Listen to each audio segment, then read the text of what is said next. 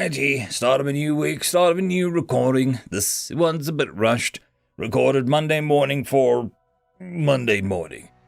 Because of, stuff that happened last week. We have a bit of change in schedule, so busy trying to catch up with that, while also not working on the weekend to, relax everything.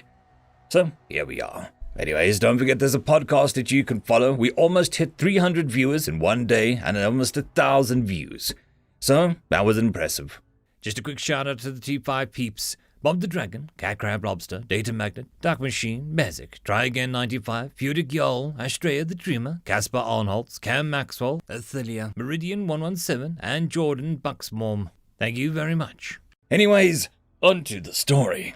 All about the Lynaehids, Part 7. Diving into Lynaehids.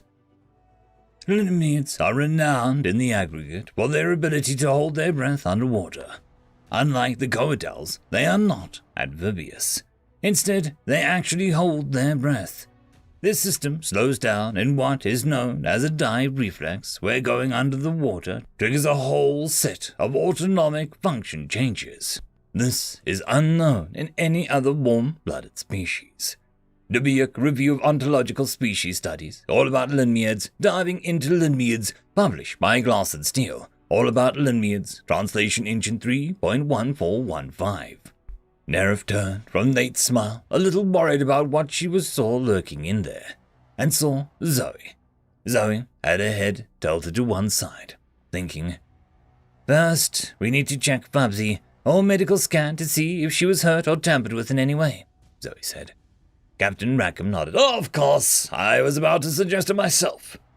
"If Fubsy is fine, I'm willing to continue with the contract for now. Our team will have to meet with and discuss how we all feel about that," Zoe said. "How many weeks will that take, do you estimate?" Captain Rackham asked. "Weeks?" Nerif asked. "I don't think it'll take weeks." She looked at the team. "We'll be able to decide tonight, probably. Don't you think?" Everyone nodded their agreement. Rackham sighed. "You must be able to reach a quick decision because you're not a mated group. Sometimes I envy other species." "Yeah, well," Zoe said, "to get back to our plan of attack, assuming Fubsy checks out, we need to see a list of all the male trolls working on your ship, in person or pictures. Hopefully we'll be able to recognize him." "Of course," Captain Rackham said. "In fact, I would request that you review the team for the perpetrator, even if Fubsy is, especially if Fubsy has been harmed." Alan's eyes narrowed at the captain's last comment. "If Fubsy has been harmed, there will be hell to pay." Nera didn't understand why paying a remittance to a mythological location for dead evildoers was in any way related to the topic. But based on the anger she could feel coming off of Alan, she knew it meant bad things for the troll that had broken into their cabin. "Lastly, we need to give a class to your entire crew, alerting them at how dangerous Fubsy is," Zoe said. "But Fubsy is dangerous," Tarif pointed out. "She will be," Zoe said. Captain Rackham personally escorted them to the medical quarters. "You don't need to escort us personally, Captain Rackham," Tarif said. "I'm sure you have other duties to attend to. We can use the sprites to find medical." Captain Rackham bowed to Nerif. "Dear lady, most of my pressing duty on the ship at this moment is to make sure that I uphold the terms of our contract. Despite my own personal motivation to keep the contract, my honor and the honor of my crew have been damaged by this incident." Nerif opened her mouth to say something conciliatory, and then remembered how upset Fubsy had been when they went into the cabin and changed her mind. "Quite right, Captain. We would think less of you and yours if you did any less." In the medical center, Captain Rackham's presence brought about immediate action. The person in charge of the medical center was another troll.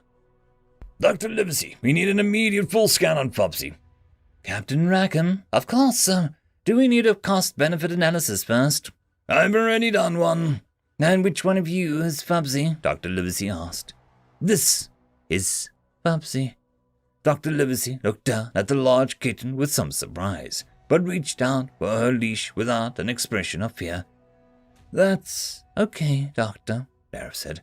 "I'll keep her leash. She knows me and trusts me." Well then, the doctor said, would you please bring her over here to the main scanner? The doctor tugged her ear, looking at Fubsy. How can you get her up on the table? Nerif said, like this, and tapped the table. Come on, Fubsy. Fubsy jumped up on the table, and Nerif pet her and rubbed her forehead against Fubsy's face.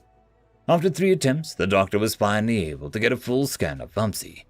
Zoe handed over her scans of Fubsy from when Fubsy was in quarantine. The doctor spent some time comparing the scans and finally said, I don't see any differences except in size. What were you expecting to see? Nerif could feel the team's relief with the doctor's pronouncement. Nate turned to the captain. Now the next step. Captain nodded and handed his compad over to Nate. Nate sorted for male trolls and looked through the images, but shrugged and handed it to Alan. I didn't recognize him. Would you take a look? Alan looked through the pictures a little more slowly than Nate did. He finally shook his head. I don't see him either. The combat made the rounds to everyone, and they all agreed that the troll that they'd seen in the hallway wasn't present on the list of pictures. Maybe you made a mistake, the captain said delicately. Maybe the troll was female. Nate adjusted for female, and then quickly shook his head. No, definitely not. Is there anyone on this ship that's not part of your crew besides us? Teref asked. The captain shook his head, and now his face looked dark and angry. No, crew only. How could there be a stowaway on my ship? How will he get food? Someone on your crew must be helping him, Quirrell said. At least that explains why we couldn't find any anomalies in the bracelet scans. And I assume you don't have personal scans. The captain shook his head. Against aggregate laws, and worth more than my captain's license if I violate that after the, He stopped delicately, not completing his sentence. We can walk Fubsy around the ship, see if she can locate his smell. Do you think that she might react if she smelled him again? Nerif asked. Alan shrugged. Who knows? Would be worth trying, though. First, however, I want to have that class with all the ship's crew, Zoe said. We have 3 ships, Captain Rackham said. You need to give 3 classes. No problem, Zoe said. Nate, Alan, I need your help with a couple of props I'll need for the class. Nera stood in front of approximately 1/3 of the crew. Zoe, Teref, Alan, Quirrell, and Nate stood on the stage next to her. Alan was holding Fubsy's leash. Fubsy was alternately curling around Alan's legs and then washing herself, pretending not to notice the crowd at all. Hello, everyone. My name is Nerif. I am the liaison officer for the expedition crew that was hired for this voyage. Along with me are my nesters, Teref and Quirrell. The humans are Zoe, Nate, and Alan. She pointed at each person in turn. Finally, this is our cat, Fubsy. I'm sure you all are aware of the rules regarding humans and their pets. Fubsy is an especially dangerous predator, and Zoe is here to talk to you about your safety regarding any interactions with Fubsy. The crowd was attentive as Zoe walked up and Nero stepped back. Zoe had a metal bar in her hand. It's vitally important that you understand how dangerous Fubsy can be. She is young and seems very sweet, and to us she is, but here's why you should stay away from her, unless invited to interact with her. Alan led Fubsy forward, and Zoe held the iron bar out. Come on, Fubsy, she said. Fubsy grabbed the bar from Zoe and started chewing on it.